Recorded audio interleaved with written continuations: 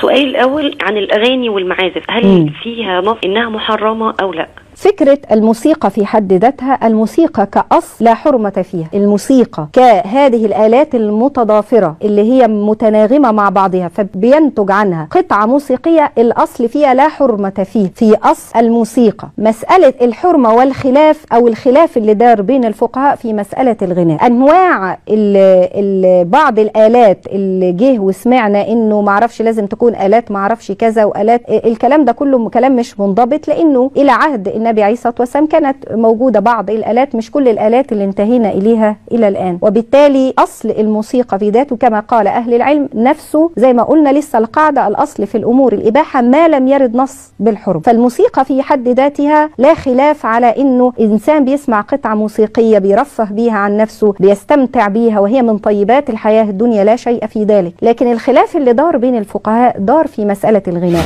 زي ما حضرتك سمعت كده الدكتورة نادية قالت إن أصل الموسيقى حلال كما قال أهل العلم، وإن القاعدة تقول الأصل في الأشياء الحل والإباحة ما لم يرد نص بالحرمة. ممتاز. تعالوا نبدأ في الكلام من الآخر، من عند القاعدة اللي استشهدت بيها الدكتورة الفاضلة. السؤال المطروح: هل فعلا لم يرد نص في تحريم الموسيقى وبالتالي هيكون الأصل فيها أنها حلال زي ما قالت الدكتورة؟ خد يا سيدي النص الأول. قال رسول الله صلى الله عليه وسلم: صوتان ملعونان، صوت مزمار عند نعمة وصوت ويل عند مصيبة. في نص أوضح من كده يا دكتورة؟ النبي صلى الله عليه وسلم ذكر إن في صوت ملعون وهو صوت المزمار، يعني صوت الموسيقى، يعني الموسيقى ملعونة. وبالمناسبة الحديث صحيح.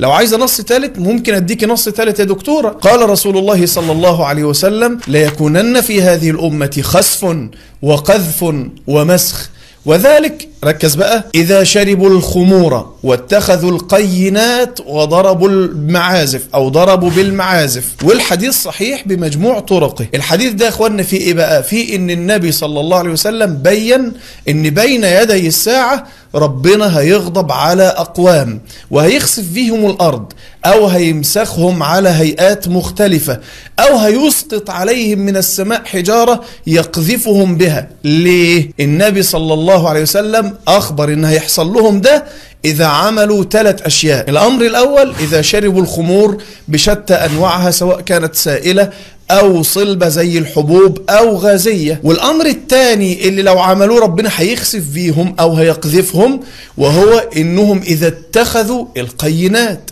والقينات يعني المغنيات. والأمر الثالث: إذا ضربوا المعازف. يعني ال3 حاجات دي محرمة، بدليل إن النبي أخبر إن اللي هيقع فيها ربنا هيمسخوا قردة أو خنازير أو هيقذفوا بحجارة من السماء أو هيخسف في الأرض. والسؤال هنا: هو ربنا يا جماعة ممكن يعذب ناس ويمسخهم ويقذفهم أو يخسف فيهم الأرض وهم بيعملوا حاجة حلال زي ما الدكتورة بتقول؟ لو الدكتورة لسه مش مقتنعة ممكن أعرض على حضرتك نص رابع. اتفضل يا دكتورة. روى الإمام أبو داود في سننه عن نافع قال: سمع ابن عمر رضي الله عنه وأرضاه. وابن عمر ده مين؟ ابن عمر صحابي، وأبوه عمر بن الخطاب صحابي وخليفة للرسول. ركزوا. سمع ابن عمر مزمارا قال: فوضع ابن عمر إصبعيه على أذنيه، سد ودانه، ونأى عن الطريق، مشي في طريق بعيد عن اللي فيه الزمر، وقال: كنت مع النبي صلى الله عليه وسلم فسمع مثل هذا، يعني سمع مزمار فصنع مثل هذا، يعني وضع إصبعيه في أذنيه. لو كانت المزامير حلال هو النبي كان ينفع يكتم ودنه؟ ليه؟ ما هو عادي حلال، لكن النبي أبى أن يسمع ما حرم الله فوضع إصبعيه في أذنيه. طب مين اللي نقل لنا الكلام ده؟ واحد من أصحاب رسول الله صلى الله عليه وآله وسلم. إذن أنا عرضت للدكتور أدلة واضحة وضوح الشمس في رابعة النهار وثابتة عن رسول الله صلى الله عليه وسلم. للأسف لم يمر على الدكتورة ولا دليل من دول علشان تقول إن القاعدة بتقول إن الأصل في الأشياء الحل وبناء عليه فما فيش دليل في تحريم الأغاني تبقى حلال. من أين أتيت بهذا الكلام وهذه الأدلة موجودة يا دكتورة؟ وبالمناسبة يا أخواننا الأدلة دي من السنة، وأنا عارف إن أنا تعمدت أن أبدأ بأدلة من السنة فقط، علشان لو الدكتورة قالت على فكرة أنا ما بعترفش إلا بالأدلة التي تأتي من القرآن فقط، ساعتها نقول لها اتفضلي يا ستي آدي دليل من القرآن على تحريم الغناء والمعازف. قال الله تعالى: ومن الناس من يشتري لهو الحديث ليضل عن سبيل الله بغير علم ويتخذها هزوا أولئك لهم عذاب مهين. اسمع كلام المفسرين. قال الإمام الحافظ ابن كثير لما ذكر الله حال السعداء وهم الذين يهتدون بكتاب الله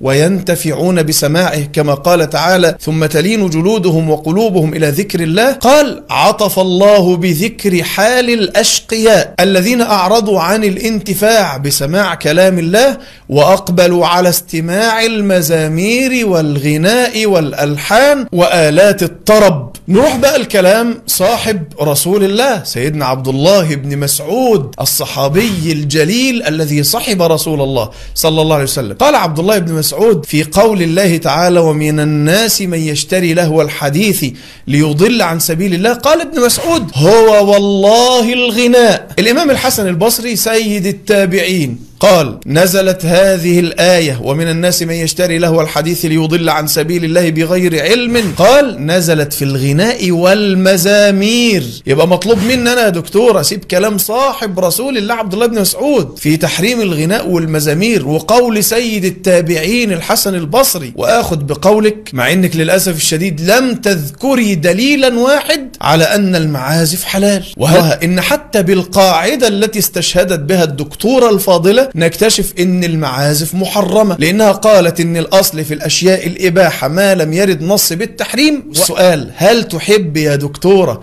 ان تموتي على المعازف؟ اذا قلت لا، قلنا لماذا تخافي من الموت على شيء حلال؟ ختاما اذكر الدكتورة بقول الله تعالى: ولا تقولوا لما تصف ألسنتكم الكذب هذا حلال وهذا حرام لتفتروا على الله الكذب ان الذين يفترون على الله الكذب لا يفلحون. اللي انت بتعملي في قنواتهم يا دكتورة وبتميلي الفتاوى لإرضائهم لن يغنوا عنك من الله شيئا إذا وقفت بين يديه. واعلمي يا دكتورة إن كل إنسان عمل بفتواك وأحل ما حرم الله بناء على كلامك فإن لك نصيبا من وزره، لقول النبي صلى الله عليه وسلم: ومن دل على ضلالة كان عليه وزرها ووزر من عمل بها ولا ينقص ذلك من أوزارهم شيئا. وبكده نكون وضحنا حكم المعازف والموسيقى وحكم الغناء، والله تعالى وحده أعلى وأعلم وأحكم. سبحانك اللهم وبحمدك أشهد أن لا إله إلا أنت أستغفرك وأتوب إليك، والسلام عليكم ورحمة الله.